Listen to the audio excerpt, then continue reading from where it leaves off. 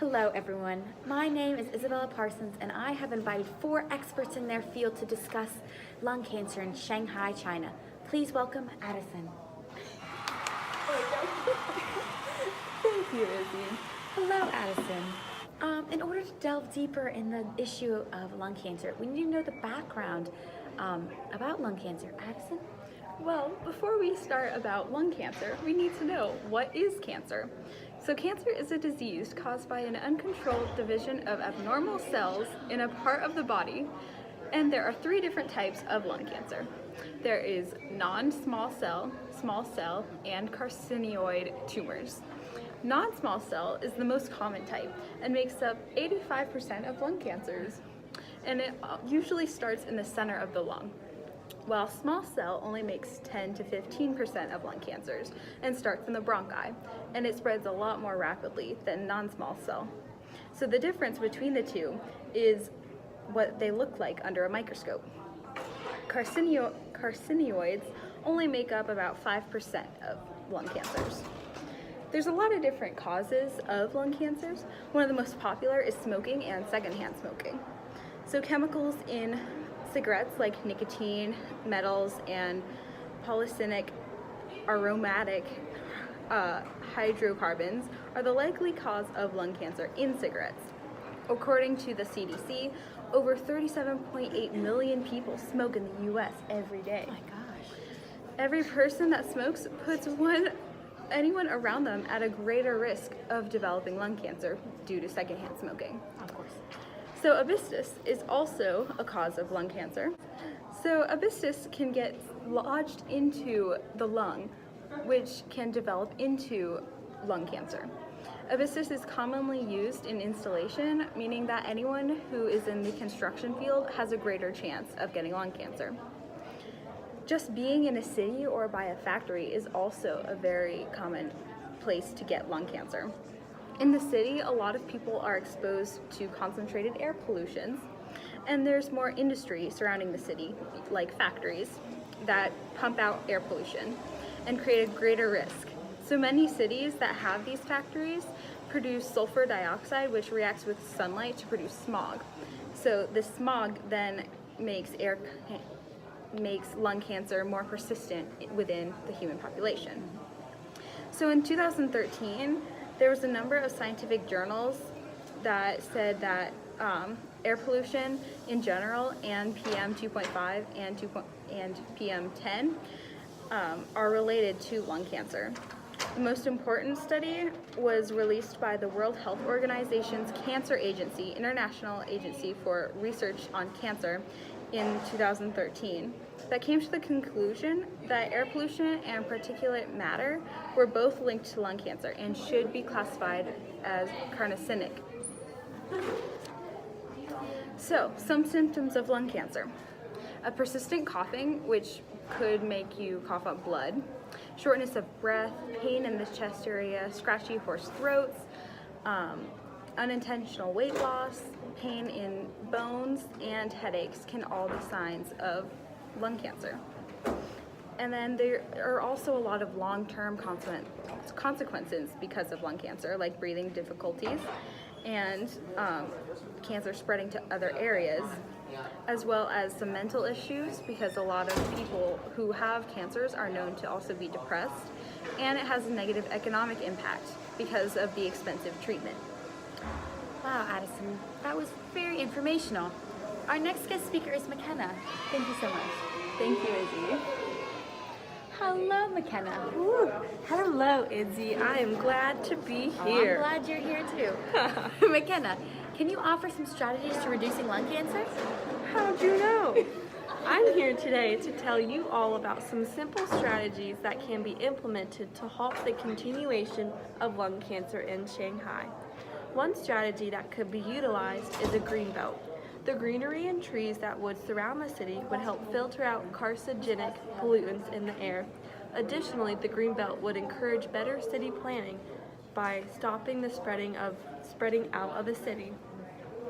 Another strategy the community of Shanghai could implement is environmental taxes. I don't know about you, but I hate paying extra. There could be an increased tax on goods that pollute the air like cigarettes, cars, and factories. Then citizens would be more apt to stop using these products, thus not further degrading the air. The last strategy I want to discuss with you all is installing green roofs. Plants and shrubbery would be placed on the roofs, and these plants will help filter toxins from the air and take in carbon dioxide. Additionally, with the ever-growing population, fruits and vegetables could also be grown to provide more food sources. Thank you so much for having me, Izzy. Oh, thank you for coming, McKenna. So, next we have Isabel. Everyone, welcome Isabel. Hello. Thanks for having me. No problem. Thanks for coming. So, Isabel, I know that you have some other ideas about lung cancer and strategies to help decrease it. So, please explain yourself. I'm here to talk about the simple changes that can be made within a town's infrastructure to drastically improve the air quality, leading to the decrease in cases of lung cancer in Shanghai. So first, I'm going to talk about the organization of the city.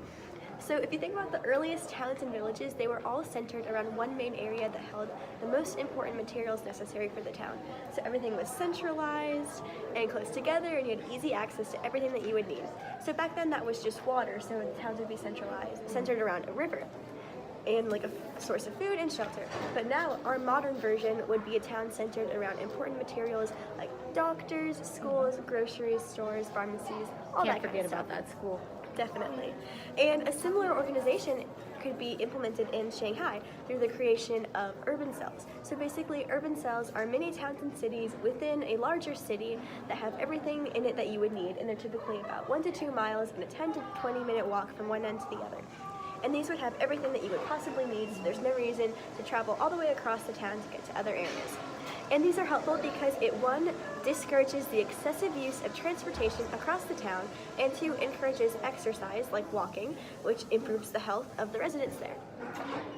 And an organization like this is helpful because it discourages car usage, and car usage ultimately causes the pollution that causes lung cancer in the first place.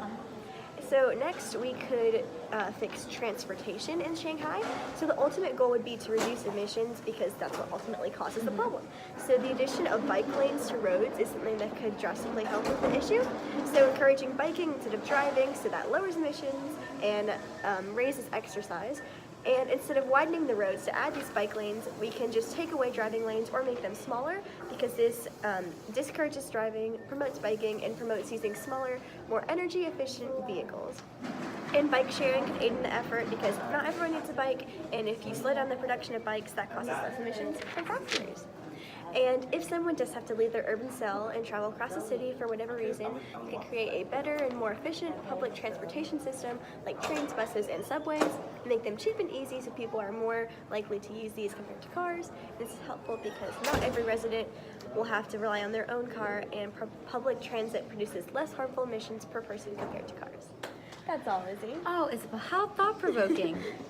Thank you so much for coming. Of course. Last but certainly not least, we have Emma. Come on, everyone, welcome Emma.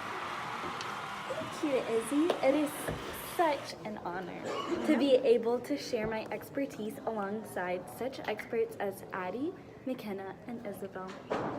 As Isabel and McKenna have mentioned, there are many viable solutions to the issue of lung cancer in cities such as those in China. However, some challenges and obstacles to these solutions exist as well: money and the way things are currently. All of the possible solutions have the obstacle of money. Green belts and green roofs will require money to be used, as plants must be bought and infrastructure of watering or irrigating the plant life must be built. It might become hard to find the needed greenery and other materials. Environmental taxes in themselves would demand the money of citizens. New, convenient transportation would require money too, as bus drivers would need a salary. Any upgrades to existing buses would cost money, and buying more buses would also be expensive.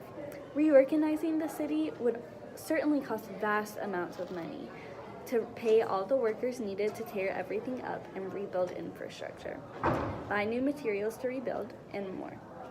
The government might not be able to afford such changes, as for all of the solutions, many resources would be needed. The current layout and mindset is also an obstacle as the city is currently very spread out, so many changes would be needed, such as road construction and building relocation.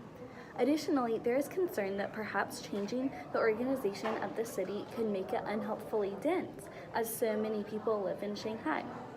Also, it would require a lot of time, effort, and resources to overcome the obstacle of simply how things are now, which is a challenge in itself, especially since governmental officials may not be willing to put in the effort required. Government officials must be on the same page so that the aforementioned strategies can actually be put into place.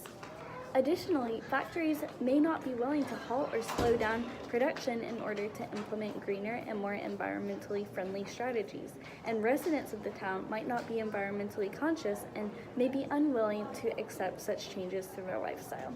Lifestyle choices such as smoking that can lead to lung cancer are another potential obstacle because some residents may be unwilling to give up prior habits. Individuals, factories, and those in the government may be resistant to change, which would also prove to be an obstacle. Thank you. Thank you so much, Emma, and thank you all for coming to this wonderful podcast, or TED Talk. TED Talk.